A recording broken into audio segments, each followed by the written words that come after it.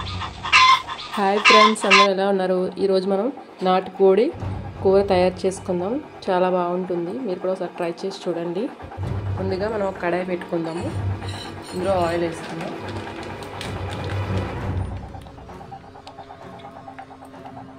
రెండు table spoon oil కొంచెం heat అవ్వాలి.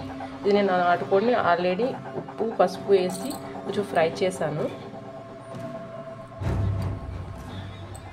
పచ్చిమిర్చి, కప్పు ఉల్లిపాయలు,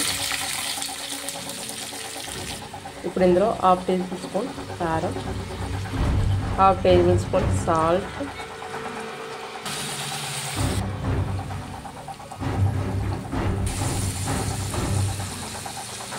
నేను 1 టేబుల్ స్పూన్ అల్లం వెల్లుల్లి పేస్ట్ వేసుకున్నాం కదా.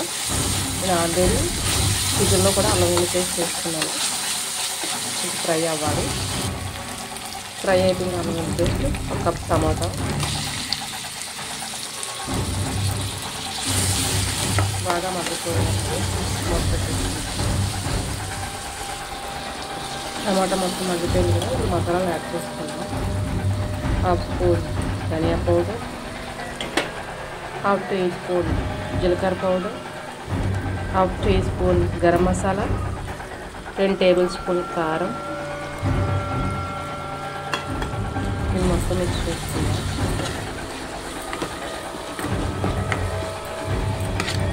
కొంచెం ఫ్రై అవ్వాలి.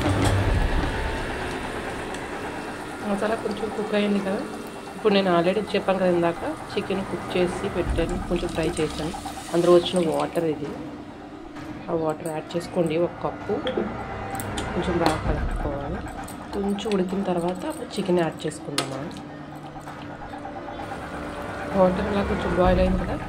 నేను ఆల్రెడీ ఫ్రై చేసి పెట్టుకున్న నాటుకోడి చికెన్ ఇందులో యాడ్ చేస్తున్నాను. ఒకసారి బాగా కలుపుకుందాం. మీకు ఏమైనా ఉప్పు కారం ఏమైనా తక్కువ అనిపించినా, మసాలా తక్కువ అనిపించినా యాడ్ చేసుకోండి. కొంచెం కొత్తిమీర యాడ్ చేస్తున్నాను. ఒక 5 మినిట్స్ మూత పెట్టేసి ఉంచాలి. చూసారు కదా, నాటుకోడి కూర తయారైపోయింది. చాలా టేస్టీగా ఉంటుంది. ఇప్పుడు ఒకసారి ట్రై చేయండి. ఫైనల్గా కొత్తిమీర యాడ్ చేసుకొని స్టవ్ ఆఫ్ చేసేస్తాను. సర్వింగ్ బౌల్లో తీసుకున్నాను.